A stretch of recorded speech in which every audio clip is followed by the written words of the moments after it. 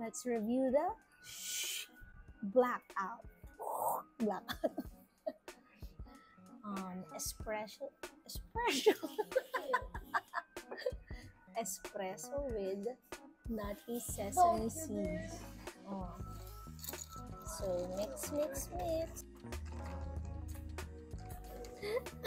Nakakatawa kung ginawa.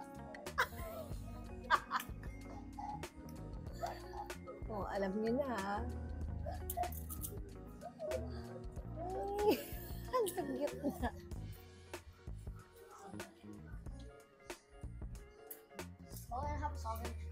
Ay, pack ito. Kapeng-kape. Para sa mahilig sa kape na hindi masyadong matamis, tapos yung gusto yung may pait na may creaminess and all, try blackout.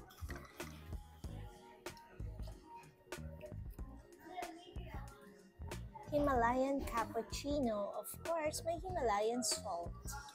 So, stir natin. Puro iced ito hindi hot. May option din ng hot. So, dahil ng init, and I'm already hot, doon tayo sa iced. Oh my God.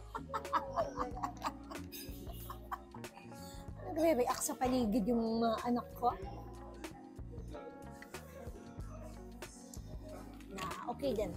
If alam niyo yung lasa ng cappuccino and then may salty na siya, match naman.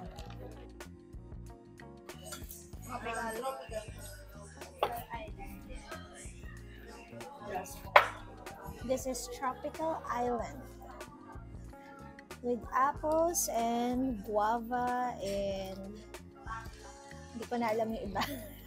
Part of Blossoms and Fruit Tea collection. So yeah, let's try this.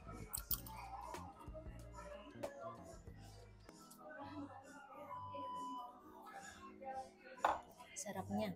Pag mahilig ka sa guava, okay to. Ako kasi mahilig. Yung guava na juice, refreshing siya, te.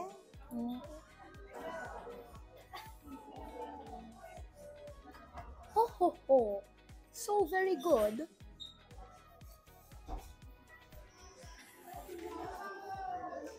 Yan, Nagimas. Pero overall, ang favorite ko, yung blackout. Masarap!